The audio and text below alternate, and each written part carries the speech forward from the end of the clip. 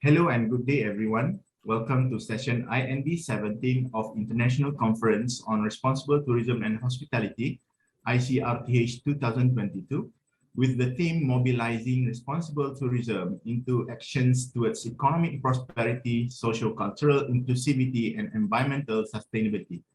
I am Muhammad Izzat Zulkifli from University Technology Mara, Malaysia, and together with Miss Titing Kartika from Sekolah Tinggi Ilmu Ekonomi Pariwisata Yaspari, Indonesia, I would like to introduce our first speaker, Dr. Ines Alvarado from Peru.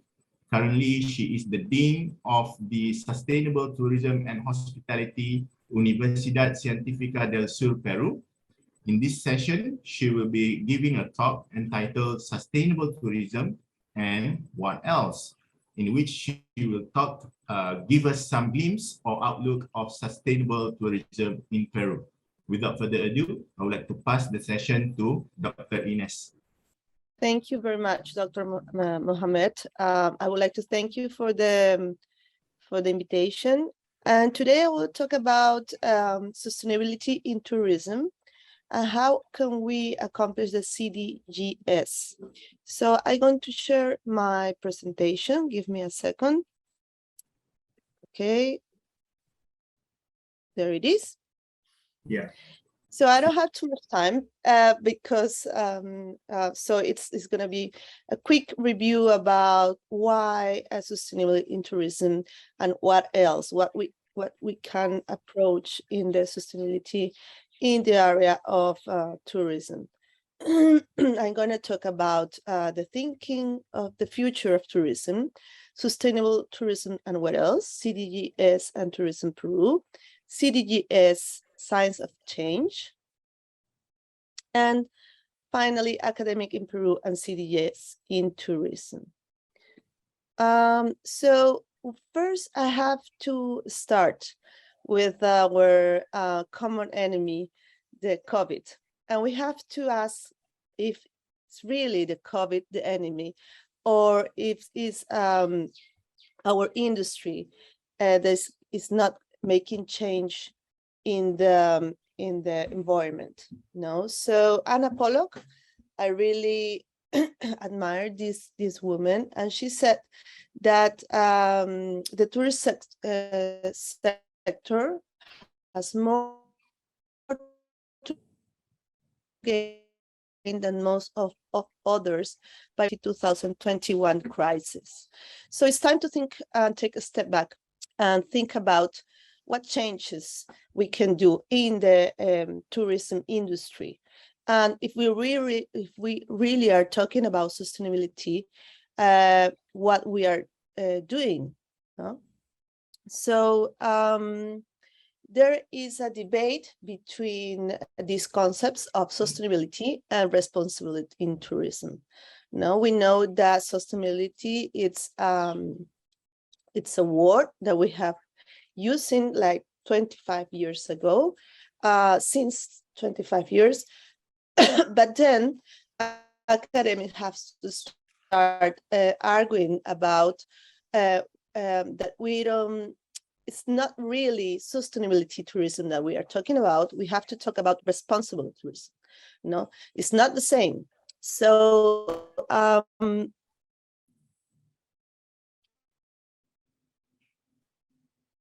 why responsibility? Shannon said is the only action of tourism business is in originating markets and destinations, travels and holiday markets and destination management organizations, including local governments that can make tourism more sustainable. So this means that everyone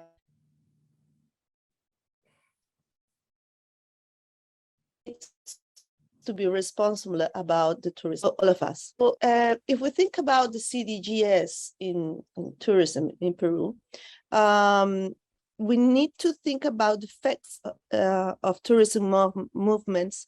Monetary income and employment have been devastating, since COVID. Arrivals of international travelers from January to May in 2020 have fallen by 55.9% over 2020, and it is estimated that annual fall will be 70%. So since COVID started in 2020, airlines faced the suspension of international and domestic flights. And this experienced a drastic drop in the profitability indicator degrees in revenue or passenger. This is in May, so in May 2020. So these effects on the economy have really affected all the countries, but Peru especially because where I don't know if it's especially, but we the tourism bureau is the third industry more important, so really hit us. So now we are taking more serious the SDGs in Peru, and we are starting to make some really actions into accomplish the CDEs. About the size of Peru, the largest South Americans, and 43 times larger than Italy. Okay, these data already show us in proportions the wealth and potential of our territory of Peru. It also mega diverse country. It has 70% of the planet biodiversity. It is estimated that it has 25,000 species of plants. We have the first place in variety of potatoes, more than 3,000 types. And Peru has variety of geography, soil, science, geology, ecology, great diversity of habits, rich diversity of plants and animals with a high percentage of endemic flora and fauna. It has 84 of the 170 live zones in the world, and 40% of the world food has been domesticated in Peru, making it in the large genetic center of the world. So this means that really we need to focus in the tourism that help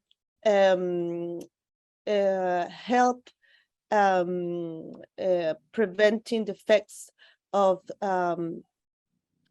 these signs of that we need to change in our environment.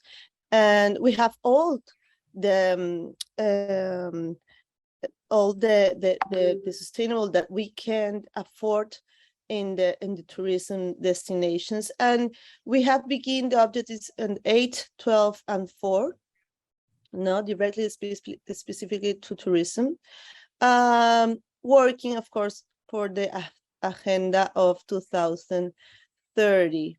Now, from Peru, it's part of the Ministry of Tourism in Peru, and they are carrying some actions to promote sustainable tourism experience through alliance and with organizations, private organizations, I have to say it, that promote sustainability in the country, such as CERNAM. CERNAM, it's in charge, it's part of the state, and this is they are in charge of taking care of the all the industry that in tourism that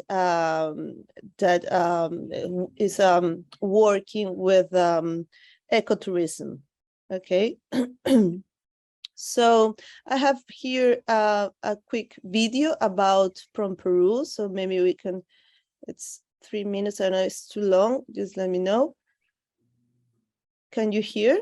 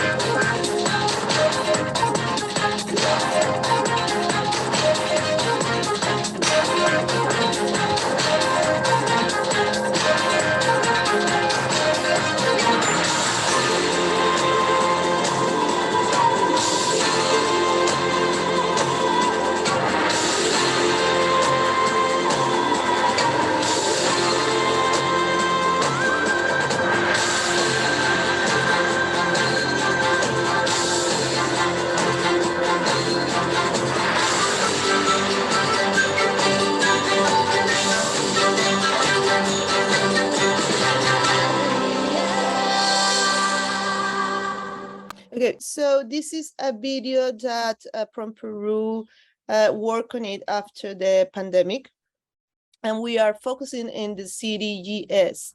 Unfortunately, we just start looking very close to these goals after the pandemic. So the things of change, I think, are very small, but we are starting to do some actions, okay? We have another 5 minutes, yeah, Dr. Ines? Yes, I'm gonna hurry. Culturally, the people of Peru have taken an attitude of rejection before the negative impacts of tourism, and consequently improve when their working and social conditions progress. When the educational level improves due to training based on experience and social relations, things, types of tourism. Another important factor is that when the decisions are shared with tour operation and indigenous people, their level of satisfaction increase. Therefore, under these cultural circumstances, the development of sustainable tourism activities must be shared with indigenous communities. Of course, it's not that we cannot talk about any development if we don't involve the communities, especially the indigenous communities in the Andes and in the Amazon. So this is, I have bring you here three examples of practices of conservation in Peru: rainforest expedition, which is there in the Amazon, the Machinga Center for Tropical Studies in the Andes, and the Porco Farm in Cajamarca. We have the university is working with the tourism career with the rainforest exploration, taking students over there and making research about the Amazon and tourism. We carry on this research together. And the challenge, we are researching about the challenge of the sustainable development goals in the higher education in tourism. The study seeks to analyze how, based on tourism studies, it is possible to raise awareness and promote committed individual and collective of students for the CDGs. From the promotion of a global, critical, and positive vision of the world situation. So this is an example of how the academic is getting involved, so we can reach the goals or not in the CDGs goals, and how the education have to be involved in this commitment. So I hope the next time we can present this research, and thank you very much for the time. Thank you for the invitation.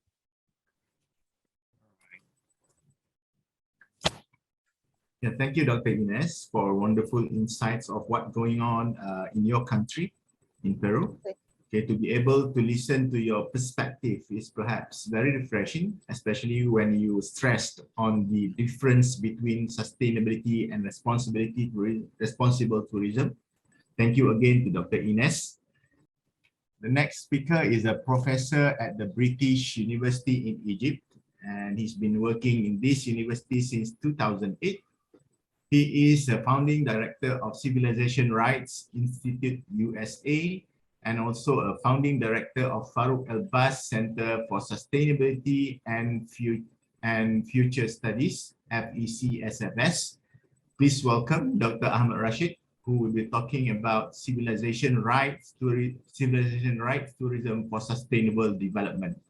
Over to you, Dr. Ahmad. Thank you very much. I need to share my presentation. Thank you for this opportunity and for all our colleagues which are already attending this session. My topic is going to talk about civilization rights for sustainable development, and the word civilization right may be a little bit ambiguity for everyone, but it is again something which I'm going to give a brief. It is now an initiative, a scientific initiative, was supported by the National Academy of Science and Technology and the British University and the Center of Sustainability and Future Studies at the British University, and now within the Civilization Rights Institute. What had happened, this one, it is something which, a new concept. It is not about interpretation of items or existing international laws of IP and copyright protection, or sunning museums or other cultural institutions, but it's something came by experiences, came from a background, and it was a bit long story. It started when I was just finalized my studies in 1984, and I directed my master degrees and PhD about Luxor. And Luxor is one of the very unique cities all over the world. If I hope everyone knew about the Egyptian civilization. So Luxor is one, it is like the pyramid. We have Luxor with the tombs of Tutankhamun and the Valley of Kings and the Valley of Queens. So with this very historical place, it suffers for this kind of conflict between development, tourism, urban planning, many of the studies issues. So when I was doing my PhD, I was thinking that public participation is the approach for conserving that one. And I got my PhD from York University in England, and it was at that time something which is, got very supportive from many of the organizations, from the British Council, from the British, from the Chevening, from the American Research Center, from the Europe. So all supported this, the EEC Mid-Campus project supported the argument that the only approach, if you are going to elevate the person of Luxor, you are going to achieve a sustainable development for it. Even when I finalized my PhD, it was a comprehensive development by the Habitat and by the United Nations for Luxor, and it was a very international project, and I was responsible of the file for the heritage and tourism and environment to submit to the developer how they are going to build this one. But again, things could be within the paperwork. It's not meant that 100% it's going to be implemented as we wish.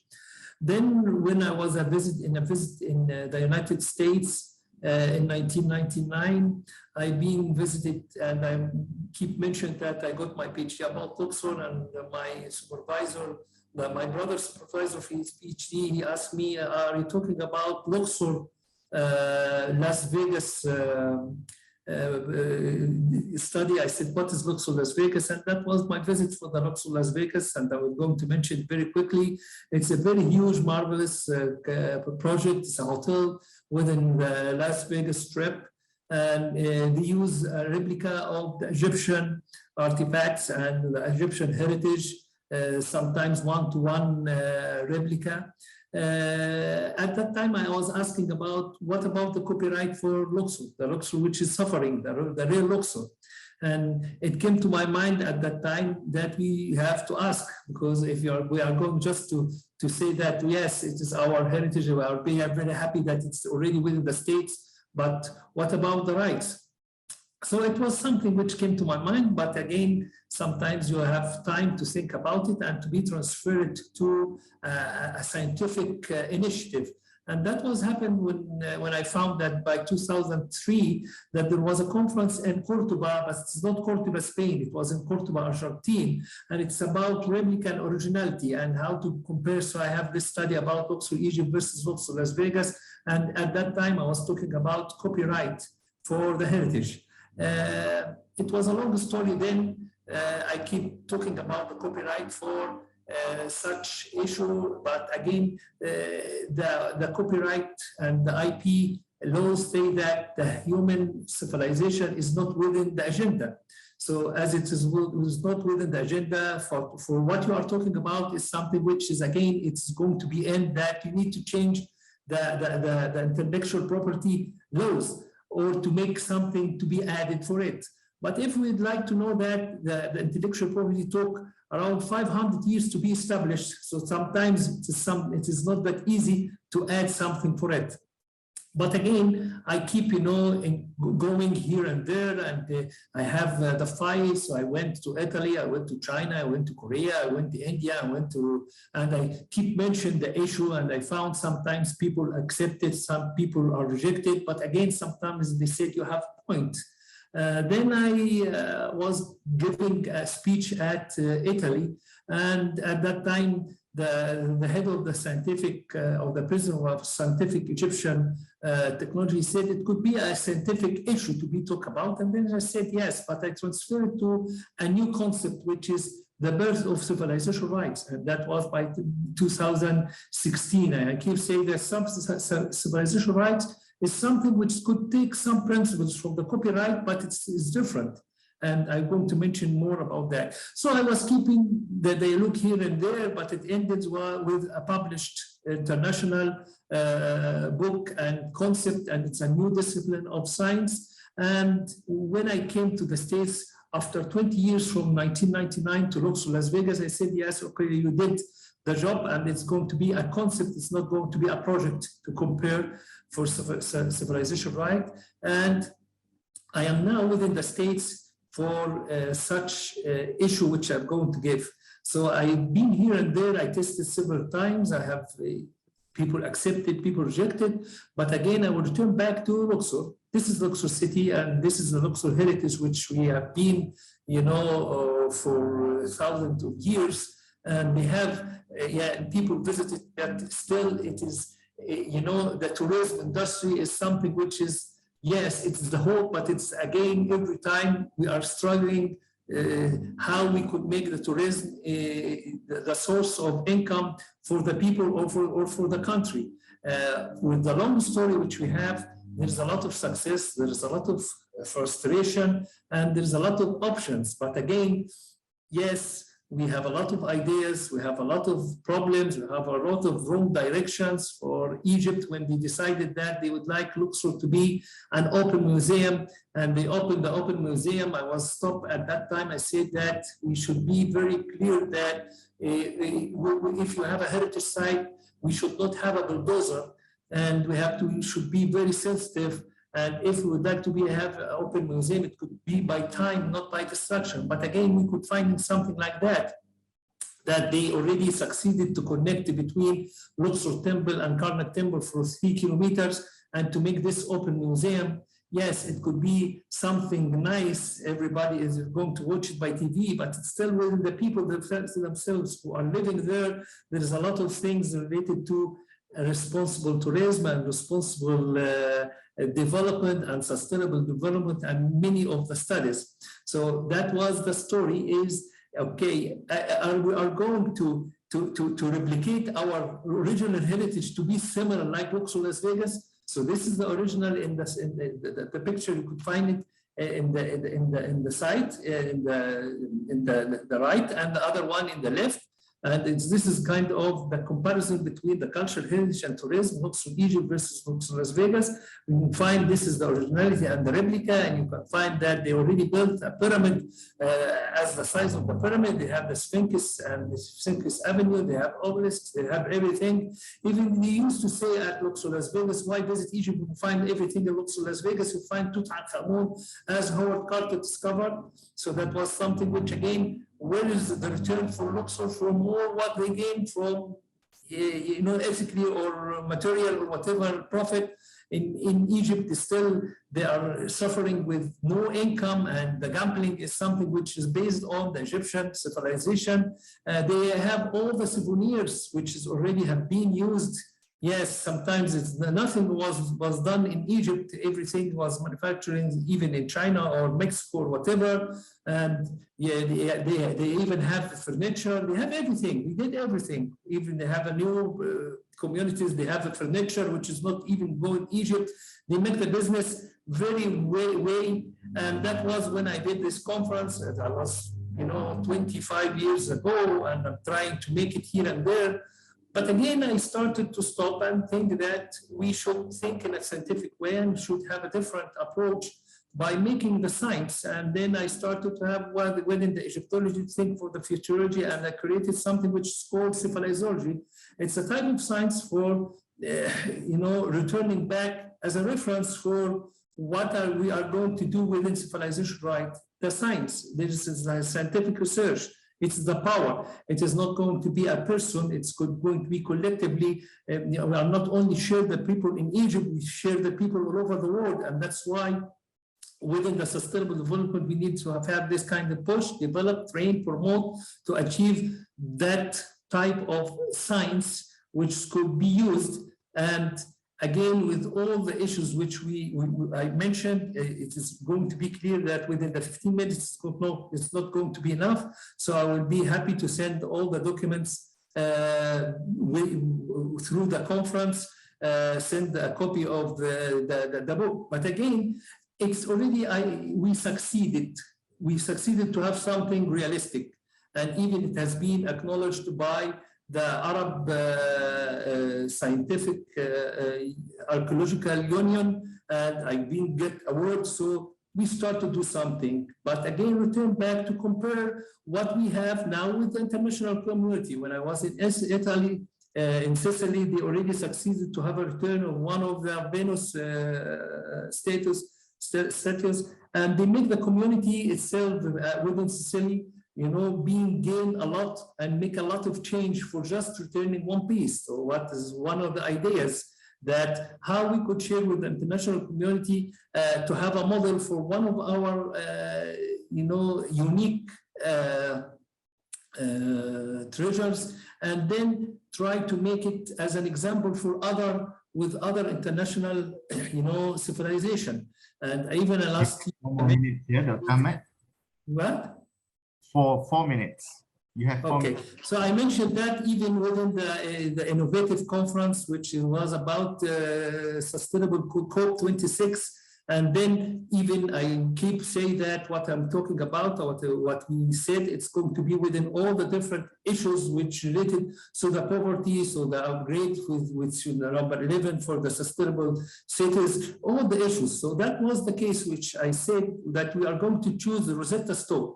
Rosetta Stone, which is already existed in the British Museum, it is something which is already have been taken from a place which is very sensitive from the environment point of view, because this is a place which the branch of the Nile connected with the Mediterranean Sea, and it could be a measurement for measuring the changes for sustainable development, for the climate change. And again, the community is a need. So it's kind of a puzzle. We need to have many pieces to be connected together to make this kind, to asking for the return. But it's the return for Rosetta Stone from the British Museum to the original place. It's not just return, it's the return of the rights. It is a kind of right, it's not a fight. But again, through dialogue, you will find that the Rosetta Stone gain a lot of return for the community or for the British Museum, but the communities themselves are gaining nothing, and that's why it could be something to be approached. I mentioned that with the Royal Academy of Engineering, with colleagues. Even I have colleagues at that Royal Academy of Engineering from Malaysia and Indonesia, and from Jordan for the cycle of live. And it was a business model. And again, it could be a business model to be presented in the COP27, which is going to be in Egypt next November, as something which is, we have the heritage, we have the environment, we have the sustainable development measures and issues, and everything could be, this is the situation for the real place which is discovered and which is suffering, and how we could connect it. Already I have many of the alliance for the issue and for the support of file within the Arab region, but I found that even if we would like for the Middle East and the international community, so I moved here within the United States because I already approached many of the embassies, with the cultural embassies. So I established the Civilization Right Institute with different civilization. I'm sure that the Peru civilization with the Colombian, with the Bolivia, with Mexico, with Argentina is something, again, with Asia, if you have Indonesia, we have Malaysia, we have China, we have, so that's why civilization right could be a petition, which is already there. It is to have a civilization right day, like human rights. This is the petition. This is, again, if you would like to connect and to be signing. The other one, which is the return of Rosetta Stone, could be another example for responsible tourism and responsible development and responsible community, how they could share an issue. And this is, again, one of the things which I try to make it. It is something which, yeah, you have to try, but again, you spent around 30, 40 years within that one. Again, you found a lot of, within the dialogue, within the discussion, within the debate, you'll find people accepted, people rejected, but it's, again, something which is not a joke, it is something real, and I'm sure that within this conference, it could find supporters here or there. This is, again, if anyone would like to have more documents, more support, this is, again, my email. And thank you for this opportunity. And I'm sure that the example of Rosetta Stone is not for an Egyptian heritage, but it could be replicated or could be used for other unique pieces, which is already international museums all over the world for all different civilizations, and that was the issue. And how the tourism is going to be part of this. This is, again, a story to start with, not to end with. Thank you very much. Thank you for such a wonderful topic, I must say. Thanks again, Dr. Ahmad Rashid, for your presentation. Thank you. So let's move on to our last speaker, which is Dr. Mustafa Rasulimanesh. So he is an associate professor and the director of the Center for Research and Innovation in Tourism, CRIT, at one of the most prestigious private university in Malaysia, which is Taylor's University. So without further delay, I would like to pass the session to Dr. Mustafa. Over to you, Dr. Mustafa. Good morning, everyone. I'm Dr. Said Mustafa Rasulimanesh, Associate Professor and Director of Center for Research and Innovation in Tourism, Taylor's University. It's a pleasure to talk about tourism and SDG on this conference, International Conference on Responsible Tourism and Hospitality 2022. The topic that I'm going to briefly talk about in this panel session is about tourism and SDG, the role of good governance and the role of governance in general. Before starting my talk, just a brief introduction on myself and the work that I have done related to tourism and SDG. I edited two special issues for Journal of Hospitality and Tourism Technology in 2020 with my colleague, Dr. Ali Shah Ali from Sheikh Al Hallam University, on technology in tourism and hospitality to achieve sustainable development goals. And we had a few papers that focus on this topic and explore how technology can contribute to achieving SDG through tourism. Also, as I mentioned, I'm Director of Center for Research and Innovation Tourism, ICRTH. From last year, we started a summer school in this center in ICRTH, and last year we focused on tourism and SDG in general, and we had a few sessions related to tourism and SDG, different topics.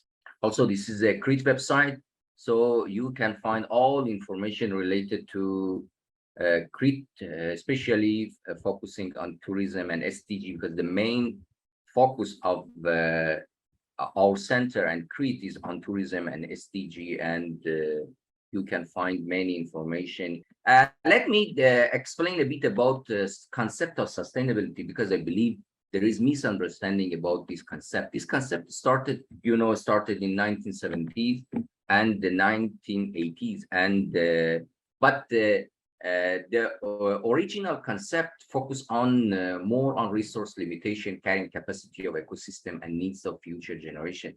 So this concept was an intergenerational concept. So preserve resources, use resources for this generation and preserve for next generation. But this concept changed and evolved, especially in the early of this century, and change this paradigm to a new paradigm of understanding of sustainability based on 3 pillars: economic development, social development and inclusion, and environmental protection. So when we look at the Rio +20 UN conference, that this is foundation for developing sustainable development goals, we can see this 3 main components of sustainability. The future we want is promoting sustained, inclusive, and economic and equitable economic growth. Not any type of economic growth, but the inclusive and equitable economic growth, creating greater opportunity for all and reducing inequality. So focus on social inclusion and promoting integrated and sustainable management of natural resources. So based on this, we can see this new paradigm of sustainability after original definition, focus on 3 pillars: people, profit, and planet. But actually profit is not any type of economic growth and profit. Economic growth can happen until make balance between other 2 pillars, and the economic growth should be equitable and inclusive economic growth. So we move to sustainable development goals based on these 3 pillars that I mentioned in Rio +20 conference. And these 17 goals at SDG were approved in General Assembly of United Nations in 2015, and all countries need to focus on these 17 SDG and achieve these 17 SDGs by 2030. So this is the goals that in different discipline and in different areas countries need to work to achieve by 2030. And there are 169 targets under these 17 SDGs. We can categorize these 17 SDGs to these 3 pillars: economic growth, inclusive economic growth, and environmental protection and social inclusion. But there is another goal, is goal 17, and partnership, that can be different, and it's a separate goal that should be categorized under different category and not under these 3 main categories of sustainability. Now let me come to sustainable tourism. We have different understanding in Tourism Academy about sustainability, and the definition of sustainable tourism and sustainability in tourism industry and Tourism Academy. When we look at the main theme for 2017, so we can see the after SDG, after approving SDG by UN, we had the International Year of Sustainable Tourism for Development. and actually how tourism can contribute to bigger picture of sustainability and sustainable development. And also last year, the main theme for last year World Tourism Day was inclusive growth, and this year is rethinking tourism, right? When we look at this main theme by UNWTO and international organization, and also some literature, we can see these two main streams for understanding the meaning of sustainability. Some researcher, when define sustainable tourism, focus only on sustaining the industry. So they're thinking about sustaining industry for indefinite period of time. But actually, the another perspective and understanding is at the same time, by sustaining industry, we need to think about the impact of tourism, and tourism should not degrade or alter the environment, human and physical environment, right? So based on this understanding, the weightage of contribution of tourism to bigger picture of sustainability and sustainable development is more important than only sustaining tourism for indefinite period of time. And also, when we look at the literature, we can see this debate between from 1990s, 1999, 1995, some seminal war, 2000, that we have this discussion that tourism for growth, or tourism in a bigger picture of sustainable development, right? So when we look at this literature, we can understand that when we say sustainable tourism, we need to understand this concept that tourism should contribute to bigger and should be understood in bigger picture of sustainable development. So, but still after, if we look at the first definition of sustainability in 1970s and 1980s, and in tourism almost same time, 1980s and 90s, is about 30 years, 40 years, we talk about sustainability, but still there are some issue about understanding this concept and how sustainability can happen. Here we can see a bit different picture. We have governance at the middle of these three pillars. So because there is a big question, how balance between these three pillars can happen?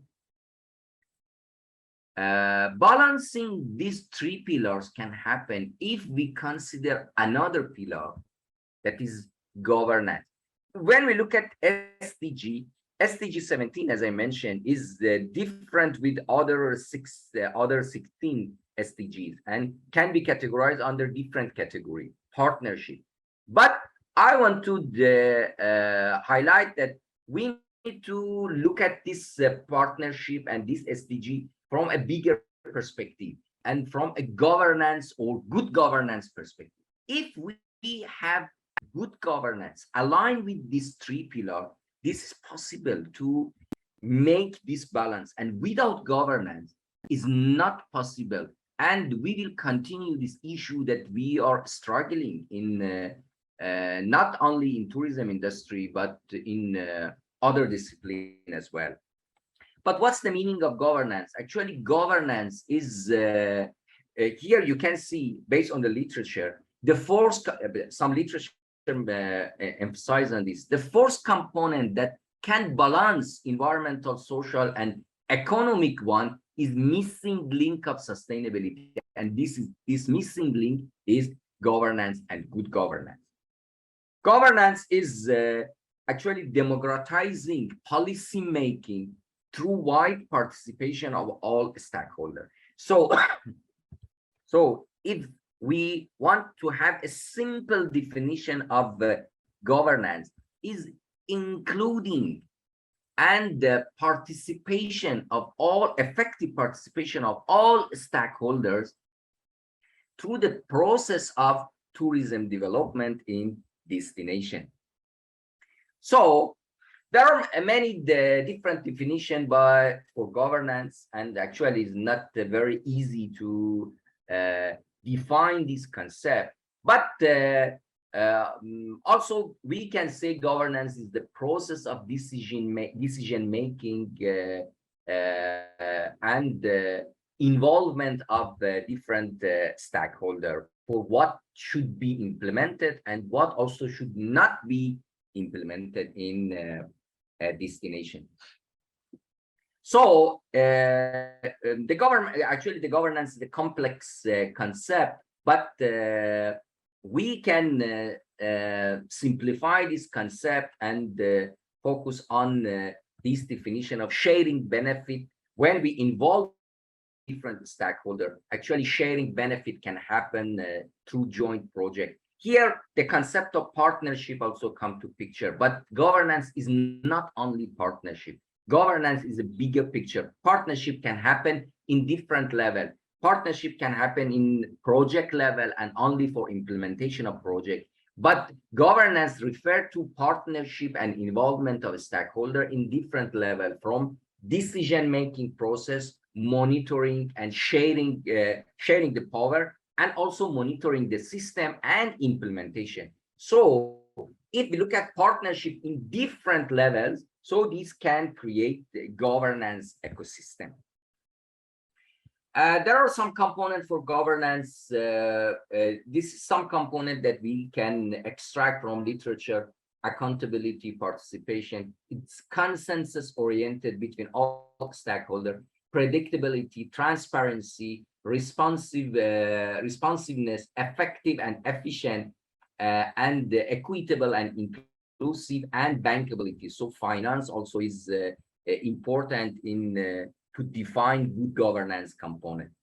But who are a stakeholder in tourism? When we say participation of all stakeholders throughout the process, we need to consider all stakeholders in tourism. So we know resident and community member are a main stakeholder in industry, and also tourists, businesses and government. But most of the literature, most of the study, discussion and talk focus on tourists and businesses, and in many of the studies, actually resident and real owner of destination are missing, especially through the decision making, the system and process. So good governance need to involve all stakeholders, especially missing a stakeholder like resident and community member through the process of decision making and implementation. And partnership should happen and created between different stakeholders. Here we have, I included the example of this governance ecosystem. So governance should be an ecosystem, and this ecosystem can be considered with three pillars: process, content, and outcome, if we want to implement. And this is an example from urban planning. It's very close to destination management, because in urban planning, we want to manage urban area. And in destination level also, we want to manage the process of, actually want to manage and plan urban areas. So here in this example, we can see these three components. Process should be participatory, and also content, what are important for sustainable urban development, and also what should be outcome. This is an example. For tourism, the process should be effective involvement of all stakeholders in national and in local level, especially for policy making and planning, and in project level. But of course, there are some requirements. I'm not going through this requirement. I have no time. And partnership in project level is only one level of this governance ecosystem, but this partnership and involvement should happen in different level. So we need to have effective collaboration between all stakeholders if we want to make balance between these three pillars. And This effective collaboration actually can happen through a governance ecosystem. For content, we need to include all SDG when it is possible, to design and to plan and to manage destination. And also we need to have impact assessment for impact of for negative and positive impact of sustainability, and we need to monitor the process. But even monitoring the process should happen through involvement of different stakeholders.